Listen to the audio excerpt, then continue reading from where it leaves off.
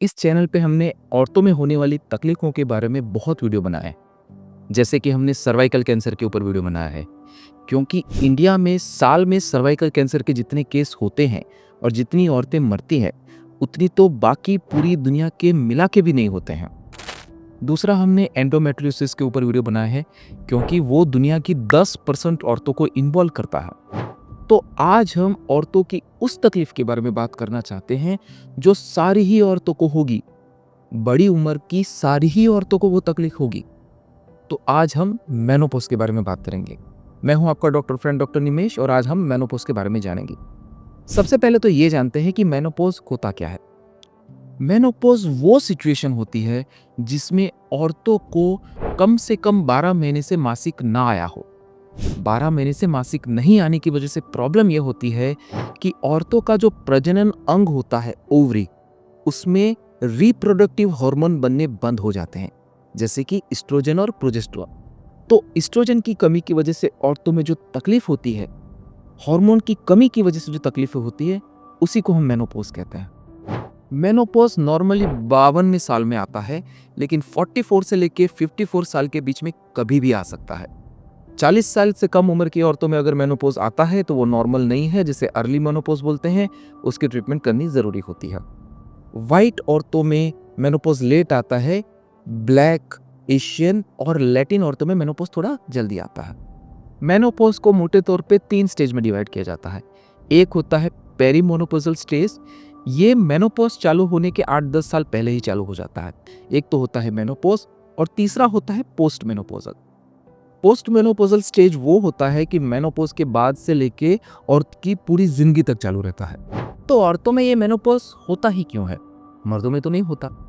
हमने जाना कि औरतों के मेन हार्मोन्स जो होते हैं वो है एस्ट्रोजन और प्रोजेस्टेरोन, और हमने ये भी जाना कि मेनोपॉज में एस्ट्रोजन का प्रोडक्शन बंद हो जाता है या फिर बहुत कम हो जाता है।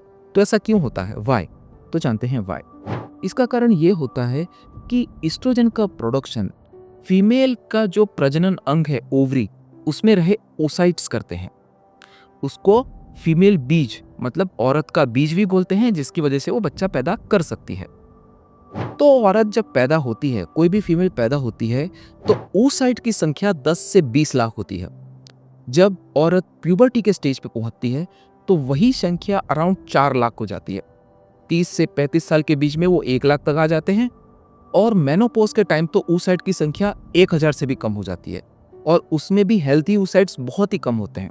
तो उसी की वजह से, oocyte न होने की वजह से एस्ट्रोजन का प्रोडक्शन नहीं होता, और उसी की वजह से मेनोपॉज के सिम्टम्स आते हैं। तो मेंस्ट्रुअल साइकिल के सिम्टम को समझने से पहले आपको ये जानना पड़ेगा कि एस्ट्रोजन की फीमेल बॉडी पे इफेक्ट्स क्या होती है। सबसे पहले तो ये जानिए कि एस्ट्रोजन मेंस्ट्रुअल साइकिल को रेगुलेट करता है। ओवरी के ग्रोथ के लिए, oocyte के ग्रोथ के लिए वो बहुत ही जरूरी होता है। दूसरे रिप्रोडक्टिव ऑर्गन्स जैसे कि यूट्रस और वजाइना की हेल्थ के लिए भी एस्ट्रोजन बहुत ही जरूरी होता है। ब्रेस्ट के ग्रोथ के लिए एस्ट्रोजन जरूरी होता है। ब्रेस्ट में लैक्टिफेरस ट्यूब्यूल्स जो दूध पैदा करती है, उस ग्रंथि के प्रॉपर ग्रोथ के लिए भी एस्ट्रोजन जरूरी होता है। बोन ग्रोथ के लिए एस्ट्रोजन जरूरी होता है। बोन के अंदर कैल्शियम डिपोजिशन एस्ट्रोजन कराता है, उसकी वजह से ही औरतों की हड्डियां मजबूत रह सकती है। स्किन और हेयर के प्रॉपर ग्रोथ के लिए एस्ट्रोजन जरूरी होता है। हम सब जानते हैं कि लड़कियों की स्किन और उनके बाल लड़कों के मुकाबले ज्यादा मुलायम होते हैं, उसका कारण एस्ट्रोजन होता है। हार्ट की प्रॉपर हेल्थ के लिए एस्ट्रोजन जरूरी होता है। औरतों के मूड के स्टेबिलाइजेशन के लिए और उनके थर्मो रेगुलेशन के लिए भी एस्ट्रोजन जरूरी होता है। सिम्टम क्या होते हैं मेनोपॉज के? एस्ट्रोजन की इफेक्ट को समझ के हम मेनोपॉज के सिम्टम्स को आसानी से समझ सकते हैं। आपको पहले यह समझना होगा कि सबको ही मेनोपॉज के सिम्टम्स नहीं आते हैं। ज्यादातर औरतों को कोई तकलीफ नहीं होती है। कुछ औरतों को बहुत माइल्ड तकलीफ होती है, कुछ को बहुत सीवियर तकलीफ होती है, और सालों तक होती है। सिम्टम को हम 3 हिस्सों में डिवाइड कर सकते हैं: फिजिकल, मेंटल और इमोशनल। फिजिकल में सबसे पहले तो औरतों को हॉट फ्लसेस होते हैं। हॉट फ्लसेस का मतलब ये होता है कि उनको गर्दन, शोल्डर और चेस्ट पे अचानक से बहुत गर्मी लगने लगती है। बहुत सारा स्वेटिंग भी होता है। दूसरा, बोन की ग्रोथ खराब होती है। कैल्शियम डिपोजिशन अच्छा नहीं होने की वजह से उनको ऑस्टियोपोरोसिस होता है, उसकी वजह से उनको फ्रैक्चर आसानी से हो सकते हैं। स्किन और हेयर के ग्रोथ के लिए एस्ट्रोजन जरूरी होता है। तो मेनोपॉज के अंदर उनकी स्किन रूखी हो सकती है, ड्राई हो सकती है, पिंपल्स हो सकते हैं।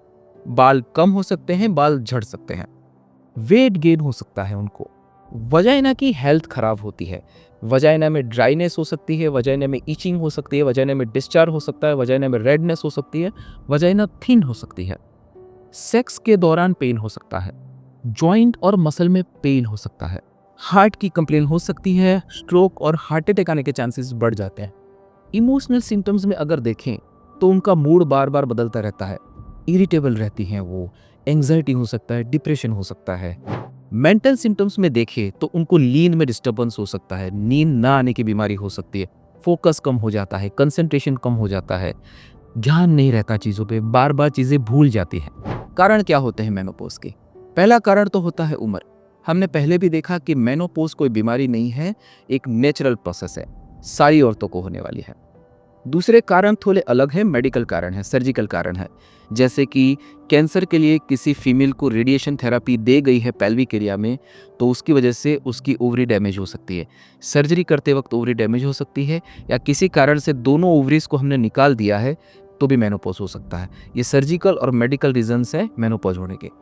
मेनोपॉज का डायग्नोसिस बहुत ही स्ट्रेट फॉरवर्ड होता है। आपको फीमेल की हिस्ट्री से ही पता चल जाएगा, उसकी उम्र देख के पता चल जाएगा। 12 महीने से अगर उसको मासिक नहीं आएगा तो आसानी से मेनोपॉज का डायग्नोसिस हो जाता।